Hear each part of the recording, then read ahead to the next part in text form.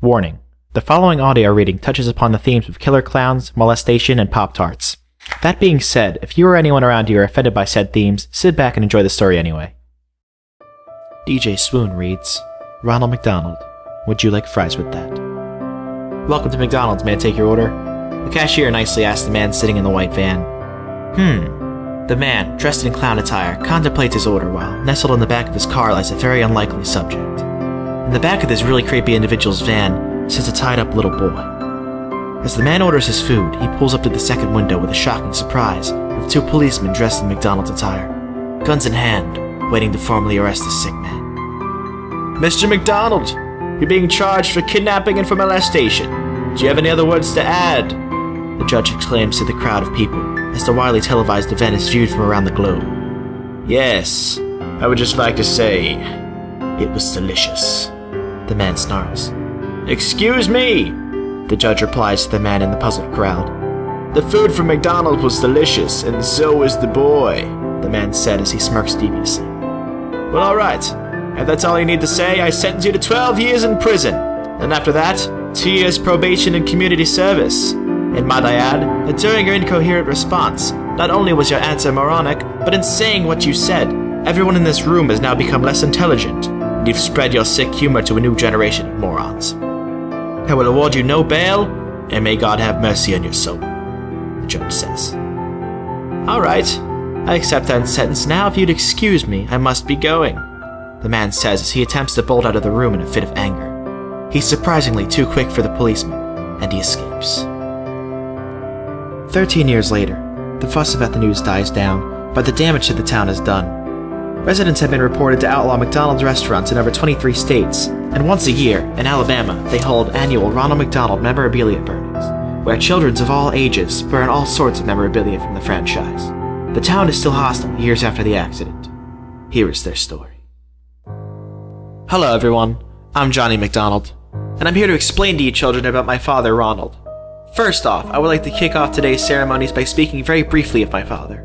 My father was a mogul in the food industry when he created the McDonald's franchise in 1955. He was the first one to dress up as a deranged clown with a gimpy leg to advertise food. And business was booming throughout the swinging 60s, the rocking 70s, up until about 10 years or so, when my father was falsely accused of kidnapping a child at a nearby McDonald's restaurant.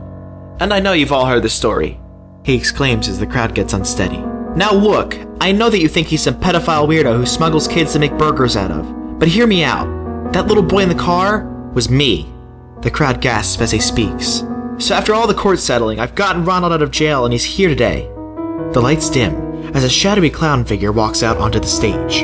Why hello everyone! If you don't already know, I'm the former owner of the McDonald's franchise, and I want to let you know how sorry I am for the shots! He says as he pulls a pistol out of his pocket and blindly starts beating his son senseless. All of a sudden the lights go out and the auditorium is pitch black, with a spotlight on McDonald. Now what I meant to say was that I, Sir Ronald G. McDonald Jr. the 8th, declare that I am at this point in time going on strike. Now you may be saying to yourselves, come on McDonald, you old fat senile hobo, don't kid yourself. You're way past your prime. There are many people who have been there and done that already. Well then I say nay! I will be heard and I will rule the world! He says as he sets off 34 landmines and screams time for ice cream as he jump ropes and listens to show tunes. With people and objects exploding and flying all over the place in an amalgam of baby birth and child abuse, Ronald gets away clean with the mayhem overall. Ronald's getaway was very difficult because of his gimpy leg. It stems from his childhood when he fell off a 34-story laundromat and his leg was crumbled beneath the Toyota that parked where his limp body lies. He ran from city to city, trying to find the Burger King so he could fulfill his master plan of ruling the world.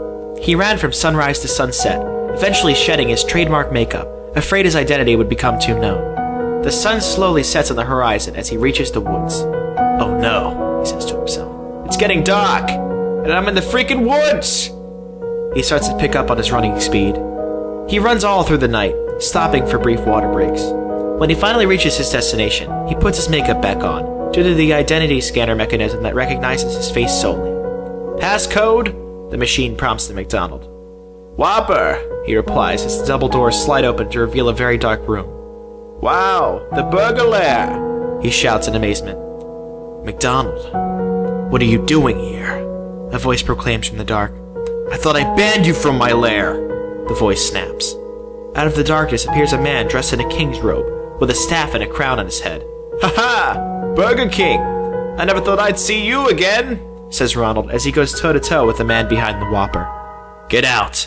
Get out before I shank you and murder your family," the king threatens. "Hey, back off! I have a favor to ask you. I need your help." The room silences of the lambs. "My help? You've never needed my help, Mr. Food Chain of the year 1967. Ever since I was a boy, I idolized you. I wish my food chain could match yours just by half. But I lost all hope when I found out that you molested that child in the back of your white van. So I don't need you here right now, McDonald. As a matter of fact, I never did. So just go home and play with little boys or put some lotion in the basket, whatever you creepy van owners do," King exclaims. "Look, hear me out. I'm trying to rule the world, so I'm gathering the world's most evil fast food mascots in the world together," Ronald explains to the king. The lights all slowly turn back on, and music starts to play in the background. The king starts to laugh. "You want mascots? You got it," he says, as he walks away to the phone and starts talking very low. Ronald slowly started creeping up on the king and tried to listen in on this conversation. But Ronald's hearing aid had been damaged by fry oil in 1834 when Ben Franklin threw an electrically charged key at his face. As the king was talking on the phone to his sister Vera about his famous noodle recipe, Ronald starts plotting and walks up casually and shoots the king with his pistol. The king turns around and in one slow movement falls to the ground. "Who's getting shot now, Burger King?" As the sun rises the next morning, the news sweeps around the world about the king's killing in his home in Utah. A memorial service was held in Madison Square Garden 3 weeks later. His family, friends, and food mascots alike got together to mourn the loss of the king. "We gather here today to mourn the life and the legacy of the Burger King, or as his friends and colleagues knew him, Tom Cruise," the pastor of the church announces to a weary crowd. "Now this time I would like to bring up one of his best friends, Stevie Wonder." Stevie Wonder walks through the dimly lit stage, guided by his seeing eye dolphin, which makes noises to point Stevie to the stage. He walks up to the microphone and starts to tear up. "Hello, I'm here today because a great friend, a fellow food eater, and a family man were killed outside of his home 3 weeks ago. Not only was a fast food creator murdered, but one of my best friends was murdered. I wish I could just see him and tell him that I love him one more time. He'll be missed in this world, and I wish he was here today. Thank you very much. And now, ladies and gentlemen, to mourn the loss of the king, rejoice and listen to the music of our Savior, Jesus." The crowd claps as music plays over the church loudspeakers. In the back of the church sits General Sanders, the creator of the well-known and loved KFC chicken. His phone rings, and by his surprise, it's the president on the phone. "Hello, General? We need you down here now." The general gets up and leaves the church to drive to the White House. When he gets there, he's guided to the Oval Office where the president resides, eating Pop-Tarts. "The Brown Sugar Con, heck yeah!" Now look, gentlemen, as you all know, Ronald McDonald is on the loose.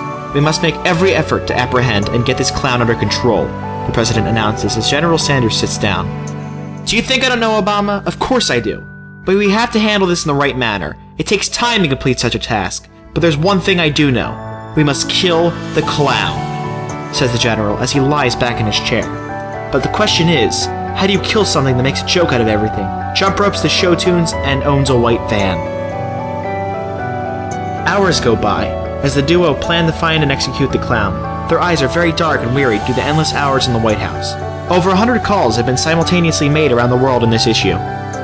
All is going well when the doors to the Oval Office burst open, and from the dusty red hallway, 2 FBI agents stride into the room. "Mr. President, turn on the news. I think there's something that you might want to see," the agent declares as the president turns on his television, only to see a news anchor and Ronald's face in the screen. "In later news, according to mutual sources, Ronald McDonald was killed last night outside of his famous restaurant in Oregon at 10 p.m. Speculation has confirmed that the killer or killers are none other than the POFFM, or the pack of fast food mascots. They consist of Taco Bell, Wendy's, Charlie Sheen, and General Sanders. The group of heavily armed mascots mean business. An autopsy has yet to be performed on the clown, but it's been rumored that he died of unnatural causes due to 234 stab wounds found in his liver and pelvis. And remember, if you see any man dressed up as a fast food mascot, please don't hesitate to beat the living crap out of them," the anchorman announces. Everyone in the room is dumbfounded. "Well, that tears it. I'll be right back, gentlemen, because I have to go puke shards of my own pelvis out really quickly, the president says as he quickly shovels out of the room in a hurry. The general picks up his iPhone and dials a number. A man with a very deep voice answers. Hello, General. It seems as though your plans to kill the president have failed you once again. Oh, is it so, Mr. Guy with a deep voice? I don't think so. Watch this, the general says as he spontaneously combusts on the floor and lights the White House on fire. As the White House burns, he stands outside in the flaming heap and smiles. Boy, do I wish you were here, King. You'll be dearly missed, and I've done what you've wanted me to do all along, which is rule the world.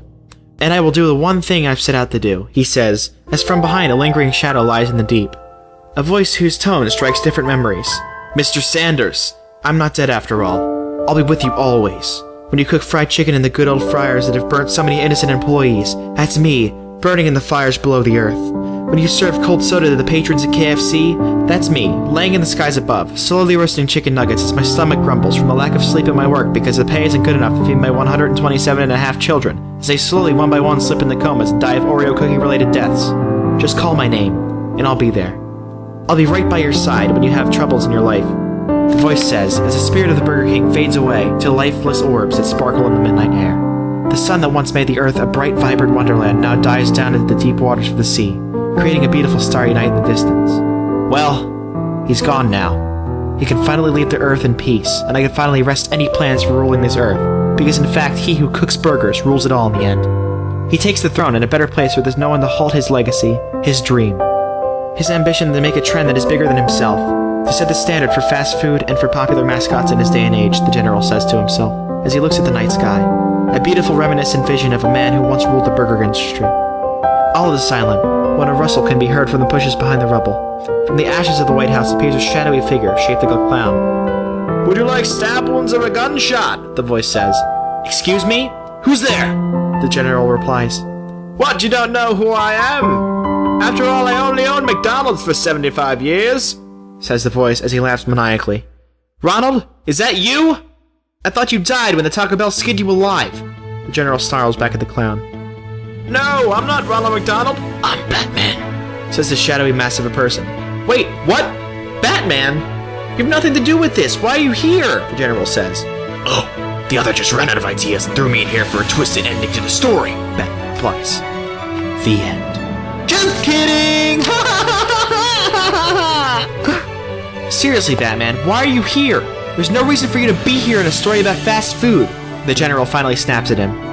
Well, it may seem because of these news and press Ronald McDonald is dead, but what you don't know is he's standing right in front of you, Batman says as he takes his mask off, and the general's face suddenly transitions from anger into a shock seizure motion that resembles a dying walrus and a skinned cat combined. Ronald! I thought you were dead! He exclaims as Ronald walks over to him. He then injects Sanders with a tranquilizer. The general slowly fades into a euphoric state. The earth and people around him start to swirl, and nothing's real anymore. Hello, is there anyone there? Says McDonald, with no reply from the general. Just nod if you can hear me! The general nods very limply as the world completely fades to black. Is there anyone home? Ronald says to the general as he wakes up to a beautiful sunshine. There is no pain, you are receding, General. Do you see the distant ship smoke on the horizon? That's the police, they're coming for me. But it seems as though we're at a crossroad, because if I go, you go with me! The general comes to his senses and loses it. He starts doing backflips down a hill, gets a concussion on a nearby rock, and falls into the ocean in a fit of joy. As his body slams against the pier, his lifeless body plunges into the bottom of the ocean, where he is slowly devoured by 22 sharks, all hungry for KFC chicken. Wow, I just wanted to say that I was sorry for him, but obviously he did not want to talk to me. Oh well, Ronald McDonald says with sorrow in his voice as the sharks throw his corpse back onto the hill. What's up, Swooners? DJ Swoon here, and I just finished reading the Ronald McDonald story, and it was freaking epic. So I'm going to include a blooper section after I finish talking. Thank you for watching. Thank you for listening to my incoherent rambling. Like, favorite, subscribe, whatever you want to do. Have an awesome day, Swooners. Thank you, and good night. Peace. Laying in the skies above, slowly roasting chicken nuggets as my stomach grumbles from the lack of sleep in my work because the pay isn't good enough to feed my 127 and a half children as they slowly... Well, that tears it. I'll be right back, gentlemen, because I have to go puke... Well, that tears it. I'll be right back, gentlemen, because I have to go puke shards of my own pelvis. I'm not gonna get it out. Well, that tears it. I'll be right back.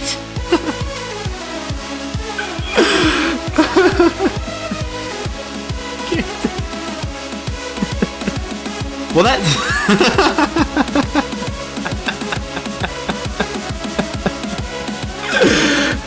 Oh, God.